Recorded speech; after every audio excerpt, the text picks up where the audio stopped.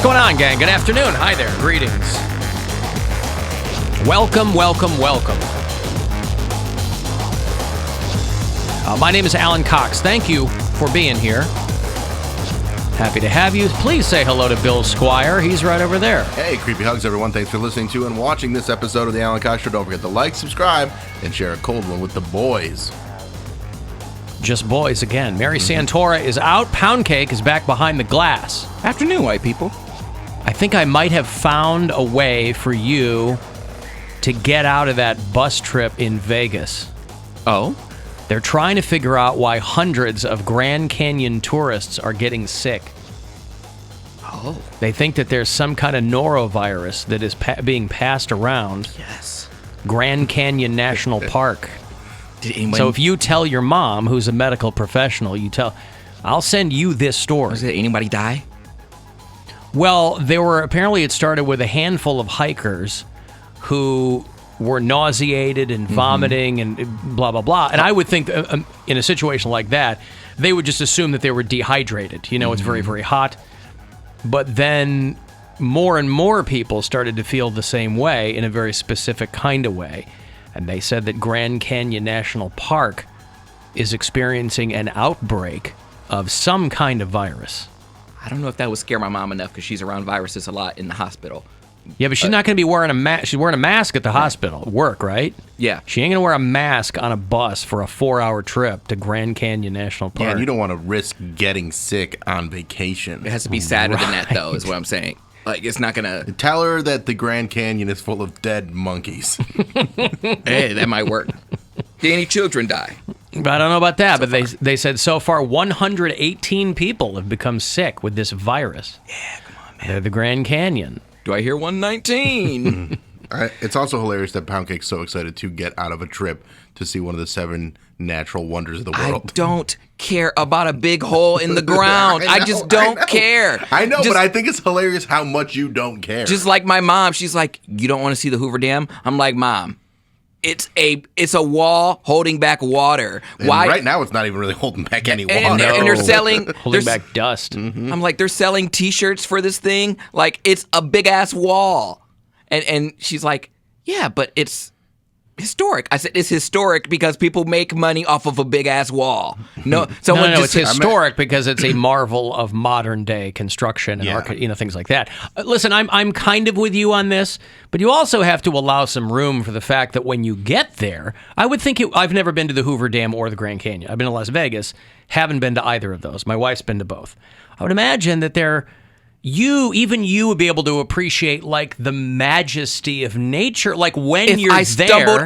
If I was there and I stumbled upon it, just like the arch. We didn't. If you stumbled onto the Grand Canyon, no, what I'm saying is, what's this? If I was taking a road trip somewhere else and we drove through that area, I'm like, all right, it's a 5-minute drive off the highway, 10-minute drive off the highway. Sure, we can go see it on our way to somewhere. It is not a destination for me. When I was driving to Arizona with moving my friend, we drove through St. Louis and we drove past the highway and we saw that big ass arch. And I'm like, wow, I would never take a vacation to St. Louis to see the damn arch.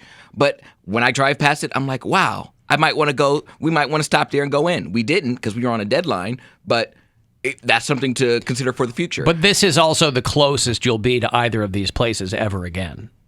4 hours might seem like a long... Huh? You might go back to Vegas at some point. Yeah, but he's not going to go with his mom and brother, and he sure as hell ain't going to go with friends to see the Grand Canyon. Listen, I don't have a dog in this fight. I'm trying to give you an out with your mom. I'm going to bring it up, but I don't care enough to go. Like, it's not that I detest the Grand Canyon or the Hoover Dam.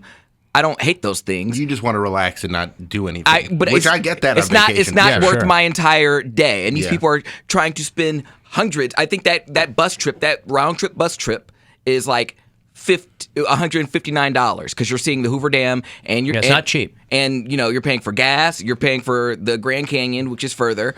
And then you're going to make stops along the way because I'm sure they're going to milk as much money out of you as they possibly can. So it's not worth the money. It's not worth the hassle. That's money that you and your sister, that you and your mom and brother should be putting toward a cabana at the pool. A cabana, if you can get one at a Vegas hotel pool, is invaluable. Oh, yeah. You have shade. They'll bring you food. Oh, it's fan. When we went, my buddy, because he gets all this stuff in Vegas, How much would it be? he got a cabana. It ain't cheap. I'm just saying that. How much would you say? Probably $600 maybe. See, but take that $159 per ticket and put it toward that cabana at the pool. What they don't understand is how petty I am, because they'll spend all that money for that, and I will stay back by the pool and get a cabana to myself, because I will pay for convenience and luxury. I will pay for that. That's worth my money. I paid way more for less. Well, I think you have to have a minimum number of people. I don't think you can get it for yourself. I mean, try. They sell them at a premium, so they want people in there buying drinks and buying and food. especially on a day where it's going to be 112 degrees and everybody's going to be at the pool. They're going to be charging top prices. Lake Mead, here's a headline. Lake Mead nears Deadpool status. Boy, they are putting Ryan Reynolds in everything, aren't they? Good for him. I mean, you got to do those crossovers. I keep reading all these stories about how, like, these water reservoirs, Lake Mead is the largest water reservoir in the entire country, and how it spells just danger for multiple states out there, and how low it is, and it's, historic lows.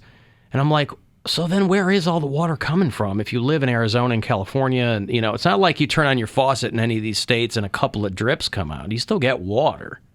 But if you see the photos of these, you're right, the Hoover Dam, I don't know what it's holding back these days. Just taxpayers' money. And they're going to try to milk more out of you. So, it is a tourist economy, though. I mean, that is what it runs on out there. That's not really their fault. Can you go inside? Probably. I bet there's tours of the Hoover Dam. Yeah, I don't think I don't think they charge you money to stand there and go, wow, and take a couple pictures. I think you probably can be in there. I mean, men died building the Hoover Dam. Why? Well, they would slip on the concrete, they'd fall below, whatever. I mean, any massive construction project like that, you're going to have some attrition. How long did it take to build? It was built during the Roosevelt administration, wasn't it? The Hoover Dam, a long time ago. It probably took more than 2 weeks. It was built between 1931 and 1936 during the Great Depression. So it was dedicated by Roosevelt, yeah. More than 2 weeks. Bill was right. More than 2 weeks to build the Hoover Dam. How did they... I always wondered that, just like when you build like an underwater tunnel, how do you hold back the water in enough time to build? Well, they have to block it off and then drill, and they do, so you they have devices. Yeah. There's pictures online of them building supports in a river, and they block it off, and then they pump all the water out. Yeah. It's like an airlock, but for water. It's pretty crazy. Dude, that is... The Holland Tunnel and the Lincoln, all those tunnels in New York that go under the river. I mean, you've got to, do that whole thing. That's so scary to think about, though. I don't like underwater stuff because, I mean, you really have to trust people know what they're doing. And I feel like there's slackers at every job, and all it takes is one little crack, and then the water pressure will just cave in. Like, underwater tunnels, like the tunnel from... There's underwater tunnels in London. I lived in Pittsburgh for many years. I mean, there's so much riverfront property and so many different... a lot of tunnels and bridges and things like that. There. North Shore Connector goes under the Allegheny River.